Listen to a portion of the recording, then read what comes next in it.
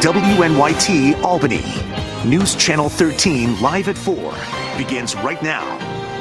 Good afternoon. Thank you for joining us. I'm Sabrina Dami here on our YouTube channel. Thanks for being here. Good afternoon. I'm Mark Mulholland. A frightening scene in North Greenbush this afternoon where a large crane topples over and onto a home. Unbelievable scene. It happened on Sandra Drive. It all started when the homeowner there hired a tree company to take down some trees.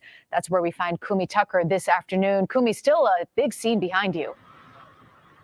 It sure is, Sabrina and Mark. We are on Sandra Drive in North Greenbush. The big job now is to get that big crane off of the house. Take a look at what's going on right now behind me. There is a lot of heavy equipment on this residential street.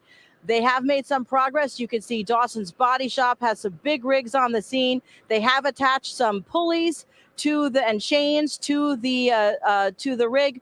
We're told that the boom is still fully extended, maybe going out about 150 feet back into the woods, through the backyard, into the woods behind this house. But this has been some progress now. There was a couple inside this house when the crane crashed. The Shappies, Robert and Jackie, say that they hired A&J Tree Removal to remove 3 trees in the back. They say the job was set for tomorrow, but the crew showed up a day early. They had just started work when police say one of the outriggers, a stabilizing arm of the crane, went down through the septic tank. And then that brought the rig up and over. Authorities say there was a worker up on the boom, and when it came down, he came down with it, maybe about 70 feet, the police chief estimated. Luckily, he was not injured, we're told. The truck has crushed part of the roof, an arm, the steel arm is through the brick wall into the den, pushing back the desk inside. Bob Shappy described what happened. They had a man up on the boom, way up hanging off the boom, and he was going to start cutting some of the limbs off the trees in the backyard. And as they were swinging around, one of the legs of the boom truck went through the septic system and come crashing down. And I heard the noise, crash, crash, crash, crash, crash. I ran out the door, and I saw the mess that was out there, and everything was down. And police say structurally there are no concerns with that house. Right now, obviously, the priority is to get that crane off of the house. Shappy says he is just so very grateful that no one was seriously injured. Reporting live in North Greenbush, Kumi Tucker, News Channel 13. Mark and Sabrina, back to you. Just unbelievable, Kumi. Thank you. Striking image there. Yes. And to think that the home is structurally sound still. It's amazing. It is. And thankfully, nobody seriously injured. Let's turn to your first warning forecast now. Some showers in the area today. Let's go to Chief Meteorologist Paul Cano. Paulie? Hey, guys. Yeah, we've been tracking some showers primarily over into New England, but also in easternmost New York, Greater Capital District, a couple passing showers this morning. Here's the latest from Pittsfield, looking south and west toward the Taconics. And you can see on the CDPHP first warning cam how gray and showery it is at 68 degrees. The temperature has been held back as well by thicker clouds and showers. And you can see the spotty nature of the showers, a couple over Warren and Saratoga counties, a couple out in the Helderbergs, in Bennington County, down into the Taconics, which we talked about near Pittsfield on the Berkshire Spur, and across over into the Exit 3 area. We're going to continue to see some of these showers rotate around a system that's been moving into New England over the last 24 hours. Meantime, some hazy sun getting us into the lower 80s locally. Look at this circulation just throwing moisture back from the Atlantic, more like an April weather pattern rather than July, but it'll keep us unsettled with some showers from time to time into the late afternoon and evening. So don't go out without the umbrella, perhaps a passing shower where you are as temperatures slide back into the 70s deeper into the night tonight. We'll have a lot more about this system. It's not moving very fast. What does that mean for the week ahead? Details and the complete forecast coming up. Mark. Paul, thank you. As upstate New York experiences a record-setting number of tornadoes, there's a push to boost the nation's weather monitoring system. U.S. Senate Majority Leader Chuck Schumer is pushing for millions more in funding. And today he visited New York State's Weather Command Center at UAlbany called the Mesonet. Stella Porter was there, and she's here in the studio with us right now. Stella, this money would help the state prepare and respond to the severe weather we've been covering, like the recent tornadoes. Right, Sabrina and Mark, the command center in there is using cameras and data in real time to help the state respond to storms and see what's happening on the ground. We've been covering some of these record-setting tornadoes and storms over the last 2 weeks. Look at the damage there. The system is called the New York State Mesonet. Our meteorologists use it to tell viewers what's happening in real time, and so do those experts to get emergency help where it needs to go. This is a state-of-the-art system and center connected to a network of monitoring systems around the U.S. Senator Chuck Schumer toured the Mesonet Command Center inside UAlbany's E-Tech building. He then shared his proposal for $30 million in federal funding to allow the network to get updated technology. That's why I am here to announce that I am going to push for an additional $30 million in federal funding to upgrade these systems so we get the best, most precise information as quickly as we can. We also spoke to the folks at the New York State Mesonet about how funding could help them improve their technology. You'll hear from them coming up live at 6. Sabrina, back to you. Stella, thank you very much. Well, fresh off the vice president's visit to Berkshire County, today we're getting an inside look at what the journey was like from the moment Air Force 2 landed to the city of Pittsfield. Massachusetts State Representative William Smitty Pignatelli, who represents a large portion of Berkshire County, was part of the vice president's motorcade. He drove one of the vans called a Sprinter van. There were several of them, a row of white vans. His van carried staff and media. There are those vans right there. So I got to speak with Representative Pignatelli today. He says the Secret Service contacted him just days before the private fundraiser last week and asked him to be a volunteer driver for the motorcade. And I didn't want to say anything to anybody in case I got bumped out. So that was on Thursday. And then Friday morning, I got an email confirming that I was eligible to be a driver and to meet at Westover Air Force Base at a certain time. Representative Pignatelli says he was surprised by the route the motorcade took to get to Pittsfield from Westover Air Force Base, which is about an hour away. So join us on News Channel 13 live at 6 to hear about that. New at 4, Albany police are investigating what they call a suspicious death. Police say a man was found in the roadway, face down and unresponsive at around 5:10 this morning in the area of Commerce Avenue and North Manning Boulevard. The man was declared dead at the scene. Police say anyone with information is encouraged to give Albany police a call. Also new at 4, a 19-year-old from Schenectady is accused of opening fire in the city. It happened last night on Albany Street. Police say the teenager fired several shots and was then seen running down the street holding a gun. He was caught. His name is Malachi Greer. Officers say they found several shell casings in the area. It appears no one was hit by the bullets. Greer is facing several charges, including criminal possession of a weapon. As we reach the peak of summer, the Saratoga County Sheriff's Office is urging people who are planning to drink to have a plan to get home. The office made 3 DWI arrests this weekend. 2 of the drivers, they say, had a blood alcohol concentration of 0.18% or higher, which is more than twice the legal limit.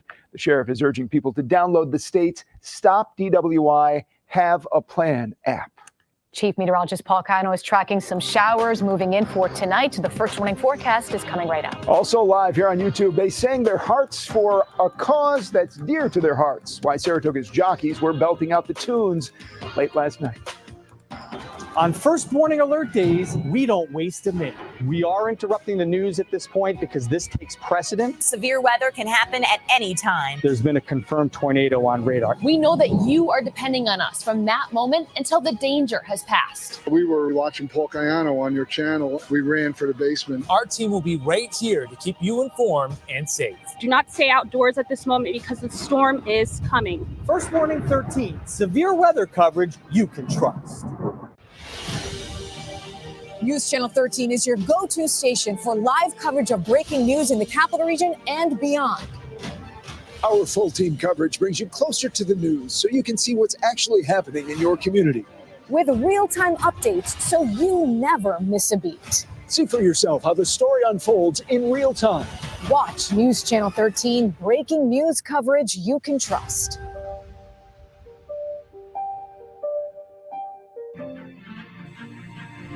News Channel 13 salutes Specialist Paul Whipple from Colony. He served as a combat medic in the Army during the Vietnam War in Germany.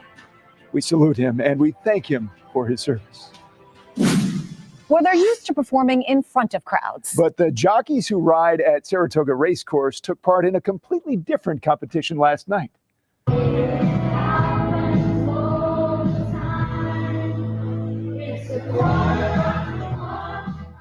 That's jockey Flavian Pratt and his wife Manon singing "I Need You Now" by Lady Antebellum.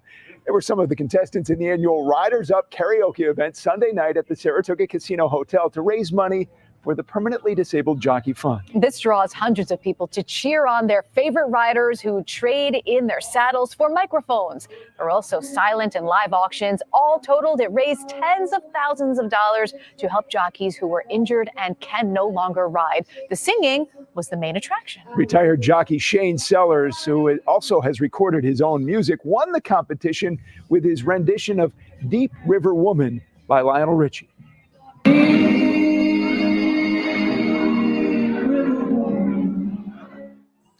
Sellers was given the championship belt, wresting it away from last year's winner, jockey Jose Ortiz, who fired up the crowd with his version of "Tipsy" by Shabuzi. And what did you sing?